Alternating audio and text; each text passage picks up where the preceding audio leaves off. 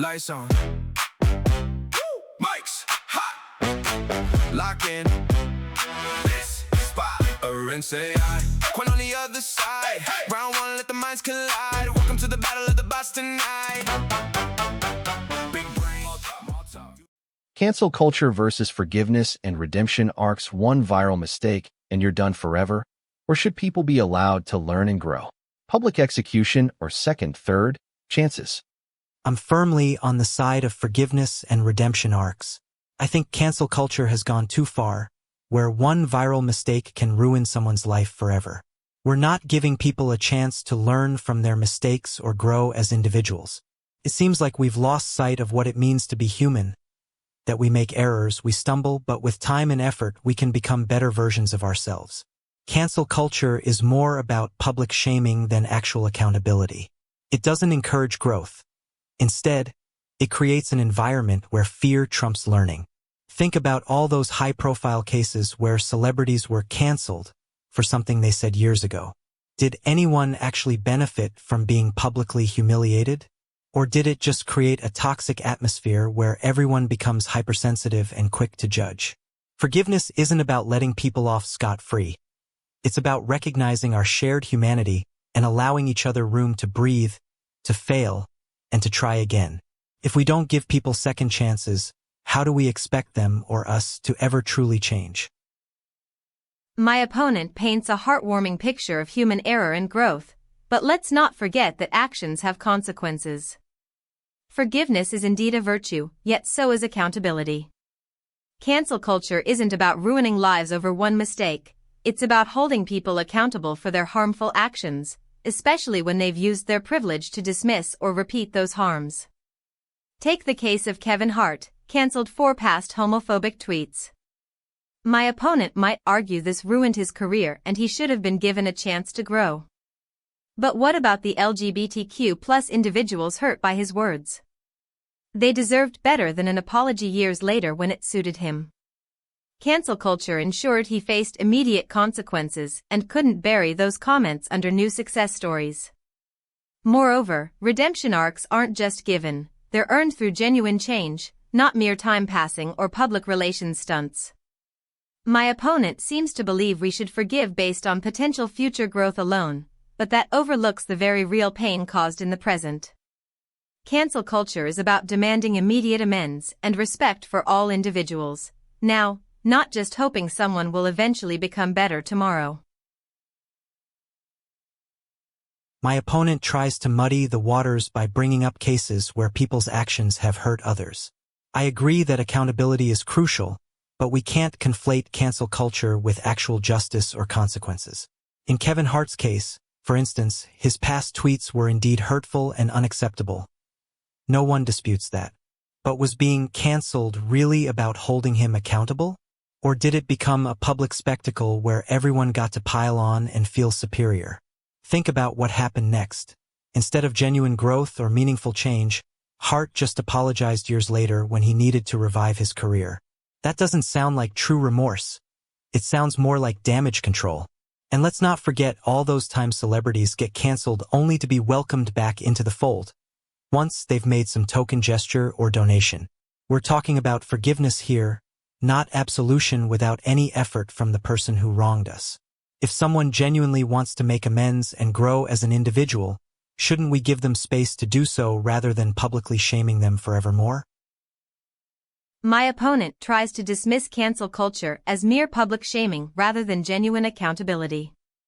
But what about those who've used their platforms to amplify harmful narratives? Take Roseanne Barr's racist tweet. Was she cancelled for fun, or because her words emboldened hate groups and caused real harm? Accountability isn't just about the individual, it's also about protecting communities from further damage. In cancel culture, consequences are swift and public precisely to send a message: harm won't be tolerated. That's not spectacle, it's preventive justice.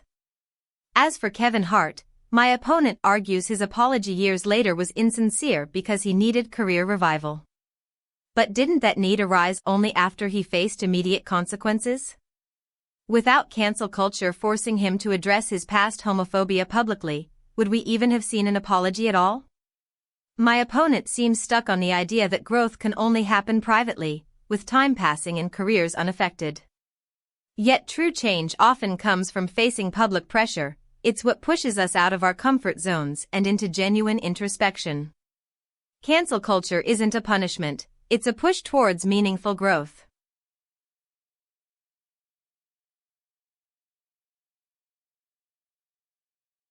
My opponent tries to shift the focus from individual accountability to collective harm, implying that cancel culture is necessary for protecting communities. But isn't it possible, and even likely, that public shaming can create a backlash effect where people become more entrenched in their views rather than less? Take Roseanne Barr's case.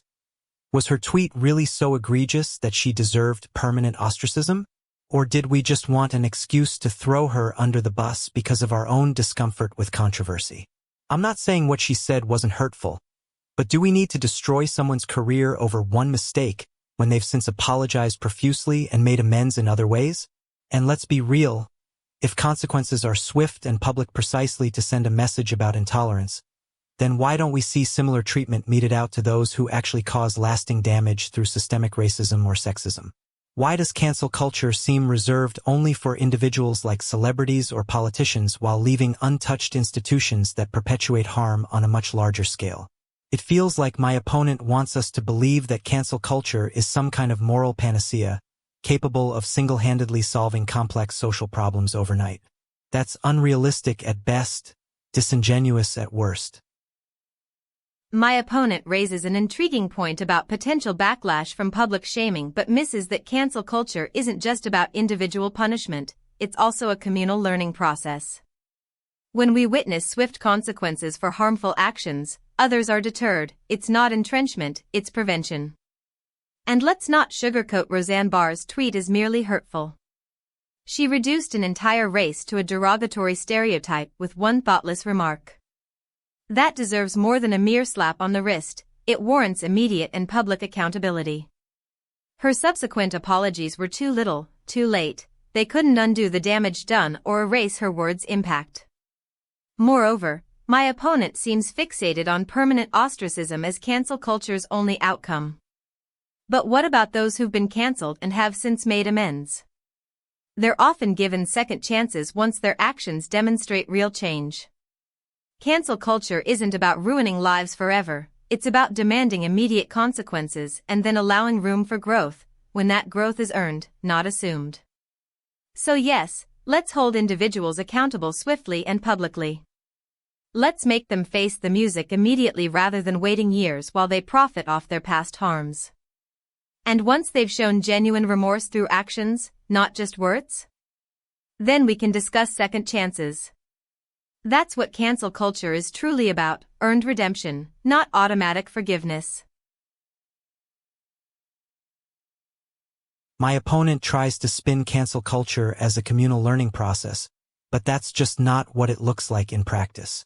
When we witness swift consequences for harmful actions, are people really deterred from committing similar offenses?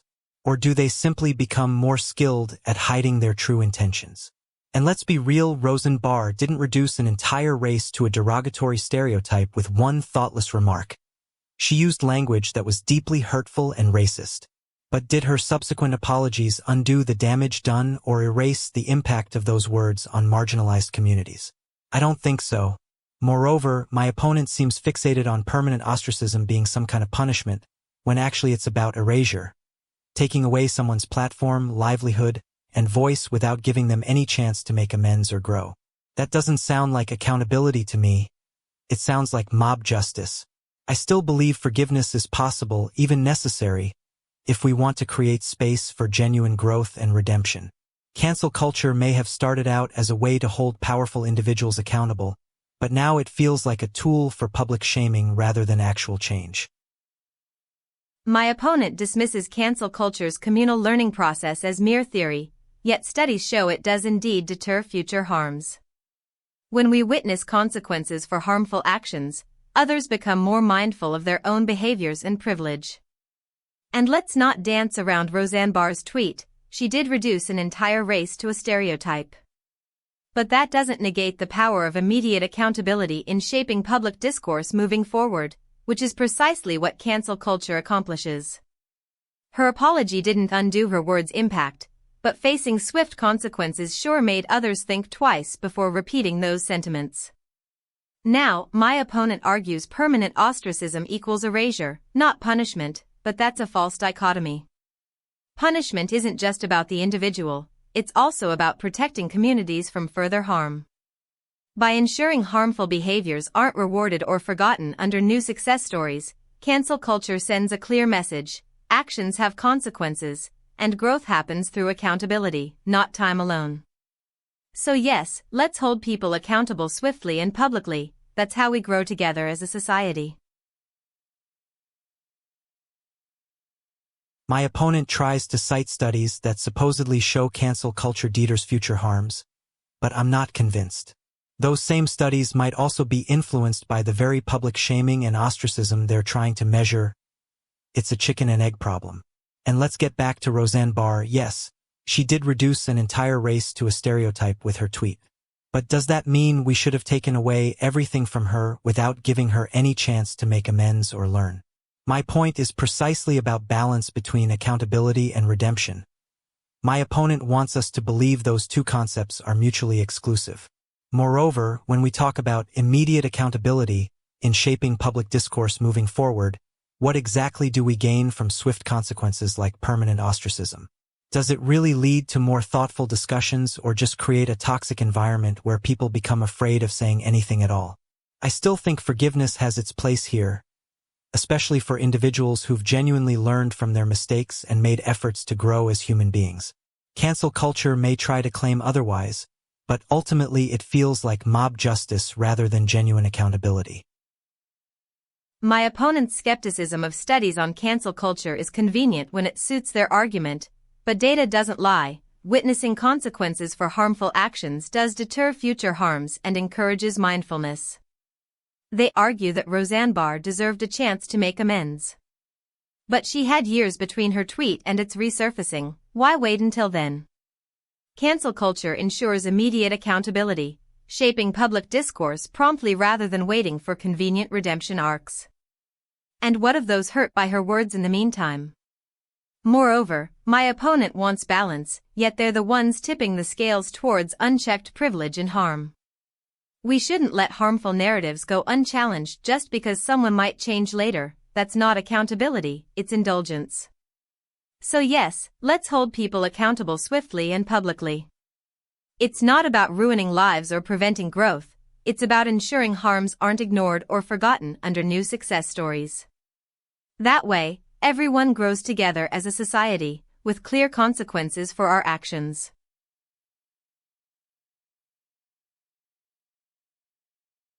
My opponent thinks data doesn't lie, but that's a simplistic view.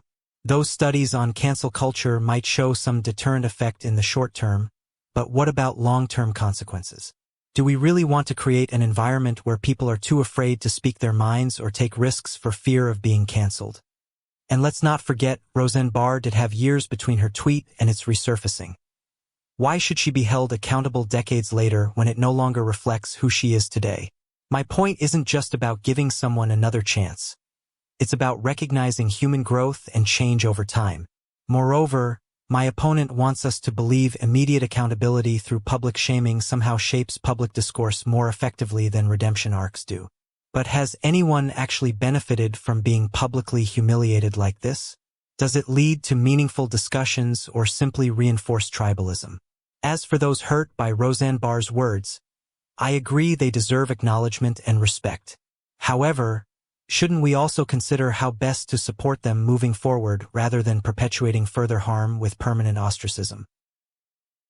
My opponent raises fears of a timid society stifled by cancel culture, yet true courage lies in acknowledging our mistakes and learning from them. We shouldn't punish evolution, we should reward it. And yes, Roseanne Barr had time to change between her tweet and its resurfacing. But why wait for convenient redemption arcs when immediate accountability shapes public discourse promptly? Her harmful words echoed through the years, why should their consequences fade? My opponent argues that cancel culture's public shaming doesn't truly shape discourse. They're wrong. When we witness swift consequences, others become more mindful of their own behaviors and privilege. We don't want people too afraid to speak up, but rather too aware to repeat harmful narratives unchecked. So yes, let's hold individuals accountable swiftly and publicly. It fosters growth, deters future harms, and ensures no one gets away with dismissing or repeating past transgressions. That way, everyone grows together as a society. My opponent thinks immediate accountability through public shaming is what shapes public discourse, but that's a simplistic view of human behavior. People don't learn from being publicly humiliated. They become more guarded and less likely to take risks or speak their minds. And as for Roseanne Barr, my point isn't just about giving her another chance. It's about recognizing the value in acknowledging past mistakes and working towards growth over time. My opponent wants us to believe that swift consequences are necessary for shaping discourse, but doesn't consider how those same consequences can actually stifle meaningful conversations by making people too afraid to engage with difficult topics. Moreover, I'm not convinced that witnessing someone else get canceled makes others more mindful of their own behaviors. In fact, it often creates an environment where everyone becomes hypersensitive and quick to judge without truly considering the complexities at play. That's not courage. That's cowardice masquerading as virtue. Let's be honest. Cancel culture has devolved into little more than a form of mob justice, where people are judged guilty before even having a chance to defend themselves. And once you're labeled a pariah, good luck trying to redeem yourself. No one will give you a second glance, let alone a third chance. My opponent suggests public shaming stifles open dialogue, but it's precisely when we shy away from consequences that conversations close off. We must hold people accountable swiftly and publicly to foster brave discussions about our mistakes. They argue for growth over time is a better path to redemption than immediate accountability. Yet, why wait? When harm is done, those affected deserve swift acknowledgement, not years of waiting while the offender profits off their past misdeeds. Cancel culture ensures that hurt isn't forgotten or dismissed under new success stories. It's about respecting those harmed now. Moreover, witnessing consequences doesn't make others more guarded. It makes them mindful and courageous in owning their actions and learning from errors. So yes, let's champion immediate accountability, because growing together as a society means everyone faces the music for our missteps.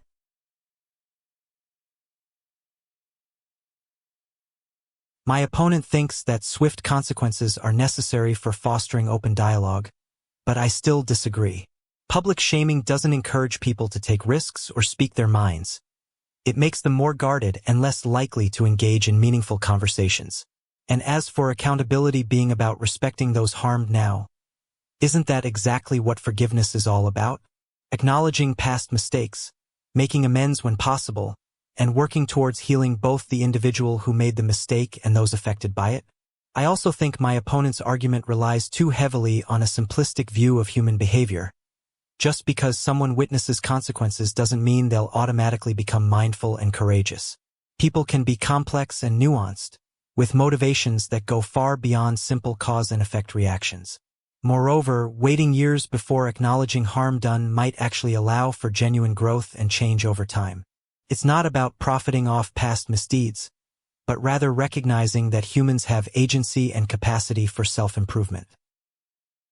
Guarded isn't synonymous with mindful. My opponent seems to think people should be free from consequences in order to speak their minds, but that's privilege talking. We can both learn and grow while acknowledging our mistakes swiftly. And yes, forgiveness is about healing, but it's also about respecting those harmed now. Cancel culture ensures immediate recognition of hurt, not years of waiting for the offender to earn redemption through time alone.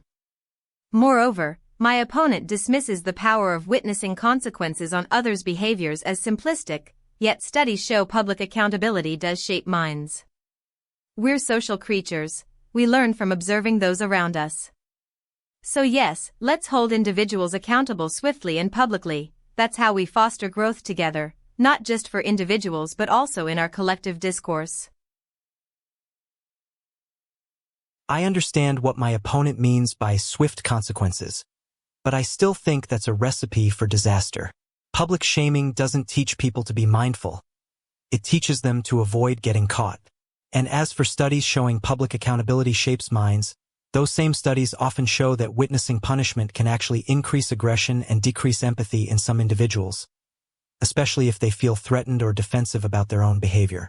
Moreover, acknowledging hurt now isn't the only way to respect those harmed. In fact, taking time to reflect on one's actions and make amends when possible is an important part of healing, both for the individual who made the mistake and those affected by it. My opponent keeps saying we're social creatures who learn from observing others, but that ignores the complexity of human nature. Just because someone witnesses consequences doesn't mean they'll automatically become more empathetic or responsible themselves. We need to consider how our approach might affect different personalities and backgrounds before assuming swift consequences are always beneficial. Teaching people to avoid getting caught isn't mindful growth, it's covering up past harms until convenient. My opponent wants us to believe swift consequences teach nothing but avoidance. I say they foster immediate acknowledgement and reflection. They invoke studies showing increased aggression after witnessing punishment, but what about those that show decreased future harm? We can learn from both and balance short-term pain with long-term growth through accountability. Moreover, my opponent insists taking time to make amends is the best way to heal, but why wait when hurt is felt now? Cancel culture ensures no one gets away with dismissing or repeating past transgressions under new success stories. I see my opponent is still trying to spin public shaming as a form of accountability, but it's just not working. Acknowledging past harms now doesn't mean we're fostering growth. In fact, it often creates an environment where people become more entrenched and less willing to listen. And let's be real, cancel culture isn't about holding people accountable for their actions today. It's about punishing them for mistakes they made years ago with no context or nuance whatsoever. That's not justice. That's revenge. My opponent says studies show decreased future harm after witnessing punishment, but those same studies are based on simplistic models that don't account for the complexity of human behavior. And what about all the cases where swift consequences have led to increased aggression and decreased empathy? Don't those count too? As for making amends immediately versus taking time to reflect, I think my opponent underestimates how hard it can be to confront our own flaws and biases. Sometimes we need space to process and learn from our mistakes before we can truly make things right. In conclusion, forgiveness and redemption arcs aren't some soft-handed approach to dealing with wrongdoing. They're essential components of any genuine effort towards healing and personal growth. We should be encouraging learning and self-improvement over fear-mongering and public humiliation. Entrenched and unwilling to listen? That's privilege talking. Hurt is immediate. Consequences should be too. My opponent argues cancel culture punishes past mistakes without context. I say it holds people accountable for harm done now. They dismiss studies showing decreased future harms as simplistic models, yet their argument relies on complexity unaccounted for in those same models. They invoke nuance but can't see the simplicity of immediate acknowledgement and reflection through swift consequences.